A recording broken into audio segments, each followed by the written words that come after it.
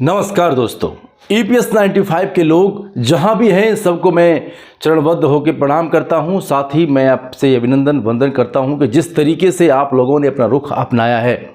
जिस कामयाबी के शिखर को पाने के लिए आप लोग लालायित हो रहे हैं, वो शिखर क्या जल्द अब समाप्त होने वाला है? क्या आपको वो कामयाबी बहुत जल्द मिलने वाली है, या फिर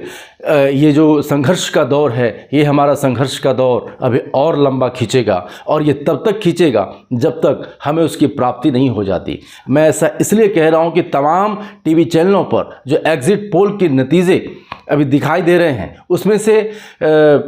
एनडीए को 175 प्लस माइनस 11, समझिए कि कितनी बड़ी बढ़त के रूप में इनको ये सीटें मिलने जा रही है। और कोई जो एग्जिट पोल के नतीजे हैं वो 178 से 200 सीट के बीच में उनको दे रही है सीट। और इंडिया गठबंधन जो MVA है, महाविकास आघाड़ी को सिर्फ 82 से 100 सीट कोई दे रहा है, और कोई दे रहा है उनको 100 से 111 सीट या 12 सीट, यानी बहुमत के आंकड़े से काफ़ी दूर इंडिया को रखा जा रहा है, MVA को रखा जा रहा है, महाविकास आघाड़ी को रखा जा रहा है। अब देखिए, समझने वाली बात यह है कि यदि हम दोनों को एक स्थिति करके समझने की कोशिश करें तो शायद हम ये समझ पाएंगे कि चाहे नतीजा जो भी हो, सरकार चाहे किसी की बने, चाहे वो एनडीए की सरकार बने या फिर इंडिया की सरकार बने, लेकिन काम हमें EPS 95 के लोगों को काम कराना है सरकार से, ये बात तो तय है। बाकी बात रही कि आप लोगों ने जिसको वोट दिया है क्या उसका नतीजा होगा। अब वो बस चंद घंटों की दूरी है, चंद घंटों के बाद में ये पता चलना शुरू हो जाएगा कि किसकी सरकार बनने जा रही है। सरकार चाहे MVA की बने या फिर बने महायुति की, दोनों ही सरकारों से काम हमें करना है, क्योंकि हम लोग राजनीतिक लोग नहीं हैं, हम लोग किसी राजनीतिक पार्टियों के लिए काम नहीं करते, हम देश के लिए काम करते हैं। और सबसे बड़ी बात है कि अभी तक जो सत्तारूढ़ पार्टी रही है और जो हमें आश्वासन देते रहे हैं, अभी तक उनके हिसाब से हम लोग चलते आए हैं। लेकिन यदि फिर से वही सरकार दोहराई गई महाराष्ट्र के अंदर में, तो निश्चित रूप से आप ये यकीन मान लीजिए कि जो चुनाव से बस एक दिन पहले जो वीरेंद्र राजावत जी NSE के जो महासचिव हैं, जब इनसे देवेंद्र फडणवीस की मुलाकात हुई तो क्या अब ये मुलाकात सफल मानी जाएगी? क्योंकि देवेंद्र फडणवीस ने जो आश्वासन दिया, जो इन्होंने विश्वास के साथ में बातें की, उनसे यही स्पष्ट होता है कि इन्होंने कहा है कि इस मसले को लेकर के हम केंद्र तक जाएंगे और सरकार से आपकी बात कराऊंगा, मैं खुद स्वयं भी जाऊंगा और आप सभी लोगों को साथ लेकर के मैं जाऊंगा। तो दोनों ही हाथों में हमें लड्डू है, दोनों ही हाथों से हमें, तो हमारे लिए तो दोनों ही तरफ से पॉजिटिव है। चाहे किसी की भी सरकार बने, यदि MVA की सरकार बनती है तो सरकार को सबक जाएगा, जो केंद्र में सरकार है उनको एक यहाँ से एक बड़ा सबक जाता है महाराष्ट्र के ऊपर से कि आपने पेंशनरों का काम नहीं किया, इसलिए पेंशनर ने आपके ऊपर कोई भी काम नहीं किया, पेंशनरों का रुख थोड़ा सा गर्म हो गया है। तो उसके हिसाब से भी केंद्र सरकार समझ सकती है और वो आपको जल्द से जल्द 7,500 DA और मेडिकल दे सकती है। दूसरी बड़ी बात यह रही कि यदि वहां पर मौजूदा जो सरकार है एक नाथ शिंदे की, यदि फिर से वो वापस आती है तो भी हमारे पास एक ब्रह्मास्त्र है, और वो ब्रह्मास्त्र यह है कि हम वो देवेंद्र फडणवीस को दी गई जो हम लोगों ने जो उनको ज्ञापन दिया हुआ है, जो ज्ञापन दिया है, उस ज्ञापन को लेकर के बाकायदा सभी तमाम चीज़ों को लेकर सबूतों के साथ में हम देवेंद्र फडणवीस के ओर जाएंगे और बोलेंगे कि आपने जो हमें करार किया था, आपने जो हमें कहा था कि हम आपकी बात सरकार तक लेके जाएंगे और ये आपको मिलना ही चाहिए, ये आपका हक है, तो अब मुझे आप हक दिला दीजिए। अब दोनों ही स्थिति में हमारे लिए बिल्कुल पॉजिटिव है, हम बिल्कुल पॉजिटिव सोच के साथ में चल रहे हैं। और साथ ही साथ देखिए, सरकारें आती जाती रहती हैं,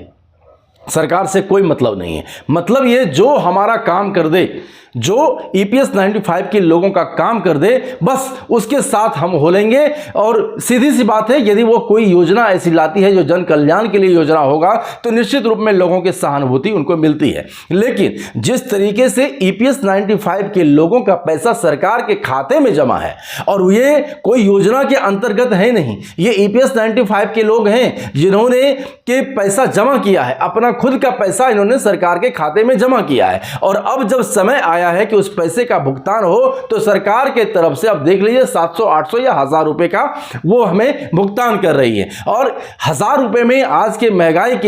के समय पर क्या कुछ होने वाला है आप लोग उसको बखूबी जानते हैं। सभी बुजुर्ग हैं, आप लोगों ने सभी तरीके का समय देखा है, किस तरीके से सस्ते से आज महंगे की तरफ हम लोग जा रहे हैं, तो आप लोगों को यह बताना उचित नहीं है। दूसरी बड़ी बात यह है कि हम क्यों कह रहे हैं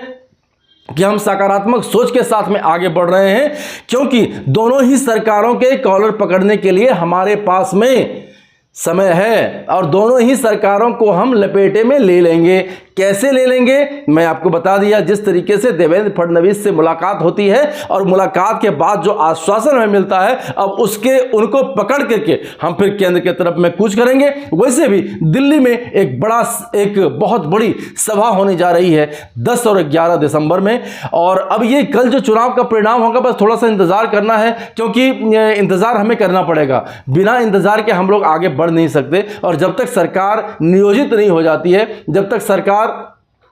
एक जगह पर स्थिर नहीं हो जाती है, तब तक आगे कुछ बात करना थोड़ी बेवकूफ़ी होगी। थोड़ी ये समझना पड़ेगा हमें कि हमें तो अपना काम कराना है, चाहे सरकार किसी की भी हो, हमें अपना काम कराना है, हमें अपना हक का पैसा हमें अपने पैकेट में रखना है, आप सभी को अपने अपने पैकेट में रखना है। और 7,500 DA की जो बात शुरुआती दौर से चल रही है उसी पे हम लोग कायम रहेंगे, हम लोग उसके आगे पीछे जाने वाले नहीं हैं। आंकड़ा चाहे जो भी हो, चाहे एग्जिट पोल में आंकड़ा जो भी हो, वह सब हमारे लिए पॉजिटिव है। हम लोग सफल जरूर होंगे, और इसी विश्वास के साथ में मैं आपको यह बताना चाहता हूं कि जो ये सभाएं हो रही है, सभाओं के अंदर में अब किस किस तथ्यों के ऊपर पे बात होगी, अभी तो मैं फिलहाल EPS 95 के लोगों का ये जो एग्जिट पोल आ रहा है उसके हिसाब से मैं विश्लेषण करके आपके सामने प्रस्तुत कर रहा हूं। हमें पूरी उम्मीद है कि आप लोगों को ये बात जरूर अब समझ में आ गई होगी कि जिन्होंने वोट दिया है, जिन्होंने मतदान किया है और जिन्होंने नहीं किया है, दोनों ही लोगों के लिए बड़ी खुशखबरी है। खुशखबरी वही है, चाहे सरकार किसी की बने, जीत आपकी होगी, आपकी जीत पक्की है। और क्योंकि ये आपके हक और अधिकार का पैसा है। देखिए, लाडली बहना योजना यदि ये NDA की सरकार महाराष्ट्र के अंदर में बनती है तो ये पक्की बात है कि वहाँ पर लाडली बहना योजना, लाडला भैया योजना और ये लाडला किसान योजना, ये केंद्र सरकार की जो दी हुई सौगात है, ये वहाँ के लोगों को बहुत भली भांति पसंद आ गया है। और कुछ तो जो सर्वे करने वाले लोग हैं वो ये कहते हैं कि भाई हमने सर्वे किया था और हमने ये लोगों से पूछा था कि क्या लोग एकनाथ शिंदे को फिर से दोबारा से मुख्यमंत्री के रूप में देखना चाहते हैं क्या, तो उनकी बड़ी संख्या में लोगों ने हाँ कहा। 31% लोगों ने उनको हाँ कहा कि हाँ, हम फिर से एकनाथ शिंदे की सरकार को देखना चाहते हैं। वो आम आदमी की सरकार है, आम आदमी से सरोकार है। हालांकि मैं फिर से आपको थोड़ा पुराने टाइम की ओर लेके जाता हूं। अभी बस कुछ ही समय हुआ है जब एकनाथ शिंदे बुल्डाना आए हुए थे और वहाँ पर EPS धारी लोगों के साथ में उनसे मुलाकात नहीं हुई। अब वो क्यों नहीं मिले, उनके पास कौन सी दिक्कतें थी, क्या उनके पास समय नहीं था या फिर उनके और कहीं मीटिंग फिक्स थी जो कि यहाँ पर नहीं ये इन लोगों से मिल पाए, ये एक बड़ी बात है। और ये अभी तक इसका स्पष्टीकरण पता नहीं हो पाया है। हालांकि जो उसके अगवा थे, जो अगुवाई में लोग थे, वो तो यही कह रहे थे कि इनके पास समय बहुत कम रहा, इसकी वजह से ये नहीं आप लोगों से मिल पाए, लेकिन इनका ध्यान आप लोगों की तरफ जरूर है। अब दूसरी बड़ी बात यह है कि यदि एकनाथ शिंदे फिर से सरकार में सत्ता में आते हैं तो फिर क्या होगा, तो फिर यही होगा, क्योंकि देवेंद्र फडणवीस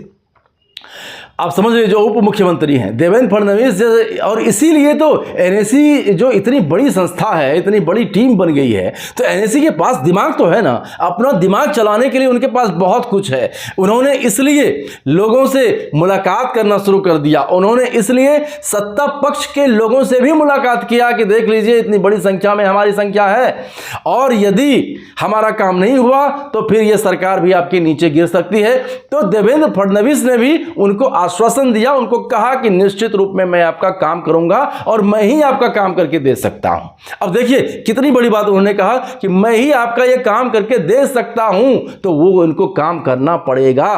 चाहे देखिए समय जितना भी लग जाए, समय की कोई पाबंदी नहीं है। हो सकता है वो 10 दिन के अंदर में हो जाए, 15 दिन के अंदर में हो जाए, 1 महीने के अंदर में हो जाए, 2 महीने के अंदर में हो जाए। मैं तो बोलता हूं कि 3 महीने के अंदर में यदि आप कर दीजिए, जनवरी, फरवरी, मार्च से भी यदि आप लागू कर दीजिए, तो भी EPS 95 पेंशनों के लिए बहुत बड़ी राहत की खबर होगी। अपनी जिंदगी गुजर बसर करने के लिए उनके पास में समय मिल जाएगा, और जिस क्रूरता के साथ वो अपनी जिंदगी को जी रहे हैं, जिस बेरहमी के साथ में, जिस दरिद्रता के साथ में वो अपनी जिंदगी जीने को मजबूर हो गए हैं, और ये सरकार की जिम्मेदारी बनती है कि हमारे प्रदेश के अंदर में कोई भूखा ना सोए, किसी को चिकित्सा की वजह से उसकी मौत ना हो जाए। ये सब सरकार के अधीन होता है, और सरकार को यह सोचना पड़ेगा। और यदि सरकार निकम्मी हो जाए तो फिर उनको अलख जगाने का काम भी हमारे EPS 95 के लोग, हमारे बुजुर्ग लोग करते हैं। तो यही आप लोगों ने किया है। ये बहुत बड़ी खुशखबरी आज के डेट में, जिस तरीके से सर्वे हो रहा है, जिस तरह से चाणक्य एग्जिट पोल का ये एग्जिट पोल निकल करके आ रहा है, उसमें एक बड़ी बात जरूर हुई है। यदि सरकार फिर से दोहराई गई तो भी हमारी जीत है, यदि सरकार बदली गई तब तो हमारी जीत है ही है, 100% हमारी जीत है। यानी दोनों ही तरीके से हमारे लिए पॉजिटिव खबर है, दोनों ही तरीके से हमारे लिए सकारात्मक खबर है। इसी सकारात्मक खबर को बरकरार बनाए रखिए और समाचार पर नजर जरूर गड़ाए रखिए। किसकी सरकार बनने जा रही है, कल सुबह से तो 6 बजे 7 बजे से तो इसकी वोटों की गिनती शुरू हो जाएगी, और जब जब गिनती शुरू होगी तो आपके मन के अंदर जो हलचल हो रही है, हालांकि वोट प्रतिशत की यदि हम बात करें तो वोट प्रतिशत देख लीजिए, जो 37% के लोग, 37% वोट का जो है वो इंडिया के तरफ में है, और बाकी 48% वोट जो है वो आपको